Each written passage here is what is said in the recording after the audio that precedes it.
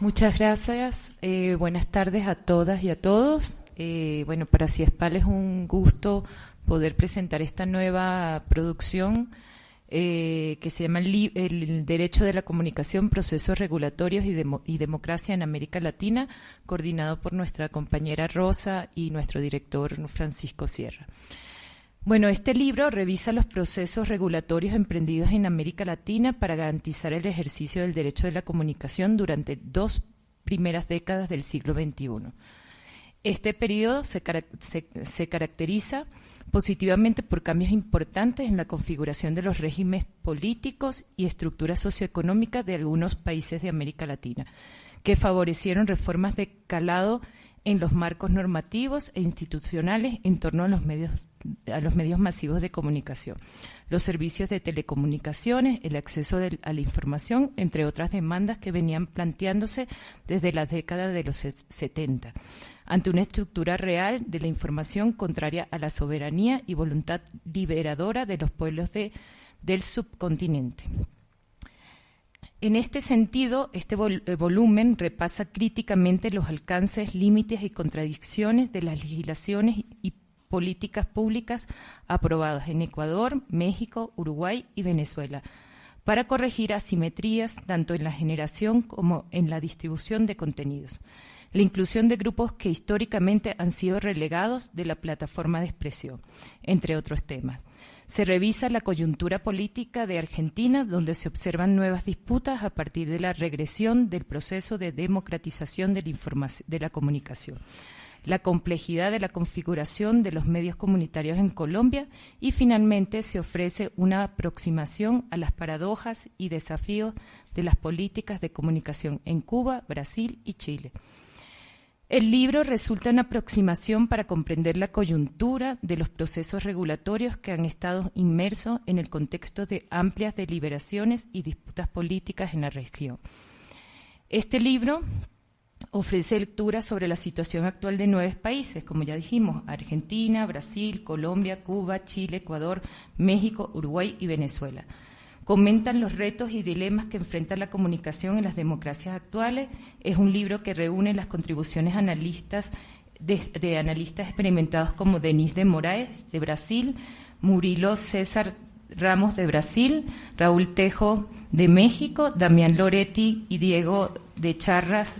y Luis Lozano, de Argentina, Florán Toussaint, de México, Carlos del Valle y Javier Olivares, de Chile, Andrés Cañizales, de Venezuela,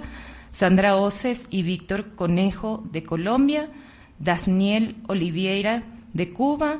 José Ramón Vidal, de Cuba, y Hernán Reyes, de Ecuador, Gustavo Gómez, de Uruguay, Concha Mateos, de España, y Daniela Monge Esquivel, Alexander Riveros y Juan Martín Sonetti. Bueno, voy a dar paso a mis compañeras, que para mí siempre es un honor compartir una mesa con ellas. Paradójicamente todas somos mujeres. Es también el grupo que es excluido regularmente de los medios de comunicación, tanto en la producción de contenidos como en su presencia en información. Muchas gracias, buenas tardes a todos. Gracias a Isabel por asistir, a Gisela también, a María por el evento. Un agradecimiento a CIESPAL, también a su director Francisco Sierra Caballero, quien nos da la posibilidad a los jóvenes investigadores de participar en estos proyectos con los que pretendemos también tomar la posta y seguir analizando desde nuestra América Latina. Gracias por asistir también a los profesores Isabel, Mauro, con quienes nos hemos formado en las aulas, a los amigos y a todos los que nos hemos dado cita esta tarde para seguir reflexionando sobre lo que decíamos, es una lucha latinoamericana, es una lucha nuestra y es el ejercicio, la garantía del derecho a la comunicación. Este es un libro que nació básicamente con la idea de documentar todos aquellos cambios que se estaban gestando en la región respecto a la garantía, por un lado, pero también al ejercicio del derecho a la comunicación. El volumen toma como punto de partida la noción de derecho a la comunicación como un concepto mucho más amplio a otros derechos, como por ejemplo el de la libertad de prensa, el del derecho a la información. lo concebimos como una lucha de larga data que empieza en los años 60, 70, como ya lo mencionaba Isabel, y que conlleva una propuesta de reivindicación de los llamados en ese entonces países del tercer mundo. Desde la literatura, cuando nos referimos a derecho a la comunicación, estamos remitiendo a los problemas que enfrentan las sociedades contemporáneas debido a la circulación desequilibrada de la información, a la concentración de la propiedad de los medios, a esa dominación cultural e ideológica, también a la exclusión de los grupos de la producción y de la generación de los contenidos. Ahora bien, en las 2 primeras décadas del siglo XXI se emprendieron importantes reformas en diversas esferas, y una de ellas fue justamente la que compete al derecho a la comunicación. De esta manera resurgió un debate que, como lo decíamos, no es nuevo, sino que inició en la década de los 60, respecto a la democratización de la comunicación, ahora centrado en el derecho a la comunicación como ese posibilitador del ejercicio, como ya se mencionó por nuestras ponentes, como el posibilitador de otros derechos y también como constitutivo de la democratización de la sociedad. Es así como se posicionaron en la agenda política y pública temas que fueron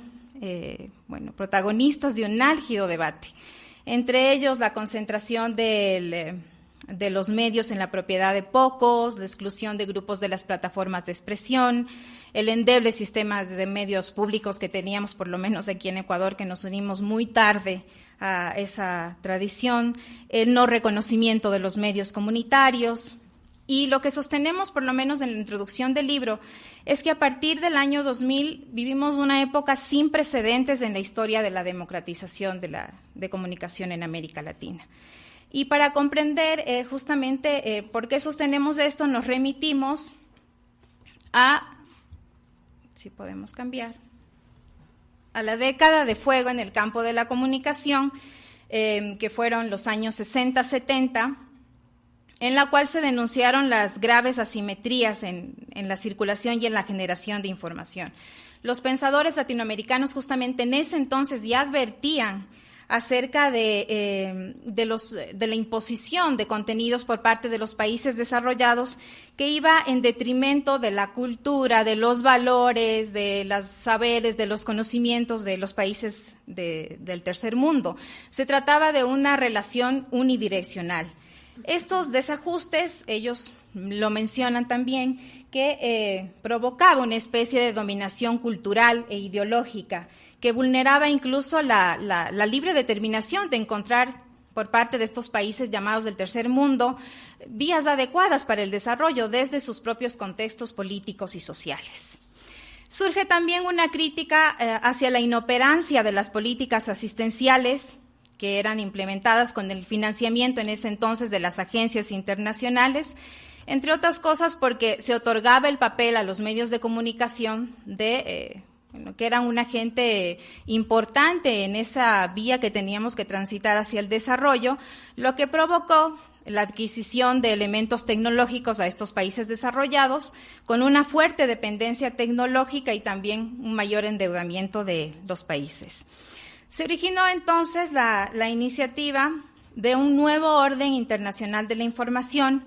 una propuesta promovida por el Movimiento de Países No Alineados, que introdujo el tema en la UNESCO, y hablamos de los años 70. El tan comentado informe McBride, que ha ganado también notoriedad en los últimos años, habla justamente sobre la necesidad de plantearnos un nuevo orden mundial de la información y la comunicación, porque también incluye ya en este espacio la comunicación. Pues se pensaba que no solamente debíamos pensar en la información, sino también en el accionar completo de los medios de comunicación. Esto en un contexto muy complejo de disputa geopolítica, podríamos decir también. Y el espíritu del informe McBride representaba un cambio muy importante en cuanto a las estructuras de poder. ¿Por qué? Porque se contemplaba que la información dejara de considerarse como mercancía, se coloca como tema de debate que informar no es un negocio, sino que es un derecho social y también se incluía la participación de las mayorías en la formulación y también en la ejecución de las políticas nacionales de comunicación, a través de las cuales se supere que las audiencias no sean esos simples receptores, sino que también estén involucradas constantemente en la generación y en la distribución de estos contenidos. Estas propuestas, como ya muchos lo sabemos, desataron crisis diplomáticas que desembocaron en la salida de Estados Unidos, del Reino Unido de la UNESCO, y tras una fuerte oposición también por parte de los propietarios de los medios de comunicación, sobre todo privados, de asociaciones de periodistas, de gremios que pensaban que en realidad estos cambios iban y representaban una amenaza para ese libre flujo de la información y la comunicación. Ya como Isabel nos comentaba también, estas ideas entran en la nevera, como decía el pensador latinoamericano, el boliviano Luis Ramiro Beltrán, el sueño en la nevera. Y en realidad cuando uno lee los escritos de este autor, puede darse cuenta un poco de una decepción, ¿no? Porque todas las ideas que se habían planteado en el seno de los años 70, 60 también, entran en un stand-by por la coyuntura política y económica. Se provoca el ascenso del neoliberalismo, hay la disolución de la Unión Soviética, las crisis que se produjeron por este reajuste que implicaba el ajustarse también al neoliberalismo, vale la pena. Esta década perdida para América Latina con Reagan, y ese insuficiente apoyo también por los sectores académicos, ¿no? Luis Ramiro decía, y creo que también Marqués de Melo mencionaba que el informe McBride no tuvo ese suficiente apoyo en las universidades por parte también de los gremios periodísticos, y ese es un tema pendiente que nos queda en estos años, ¿no? Y bueno, se asumió que la democratización de la comunicación iba a ser provocada por ese funcionamiento de un mercado sin fallas, con una intervención mínima por parte del Estado. Y esto se mantiene hasta las 2 décadas del siglo XXI, las 2 primeras, que dadas las luchas contra el neoliberalismo y el surgimiento del nuevo socialismo latinoamericano, encarnados en algunos gobiernos de la región, se vuelven a poner en el debate estos temas que, como ya lo vimos, habían sido discutidos en anteriores años. Ahora, si bien los procesos regulatorios han sido alentados por una ola de nuevos gobiernos progresistas, y es importante mencionarlo, como lo aclara Denise de Moraes en el libro, que no todos los gobiernos considerados como tal definieron estrategias y políticas explícitas para regular la comunicación, y el mejor ejemplo de ello es, por supuesto, Brasil, en el cual no ha sido posible concretar un marco regulatorio demandado por movimientos sociales, posiblemente por los altos costos políticos que esto implicaba. Y bueno, el caso también es un llamado a la reflexión acerca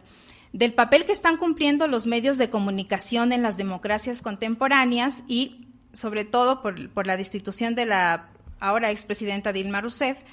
a través de lo que ha sido señalado como un golpe jurídico, parlamentario, pero también mediático. Moraes también señala que estos procesos regulatorios se registran en gobiernos populistas con medidas encaminadas hacia la derecha o hacia la izquierda, como lo demuestran los casos de México y de Colombia. Como hemos señalado, se han vivido intensas deliberaciones, resistencias que persisten en torno a la regulación y a la ejecución de políticas públicas que permitan,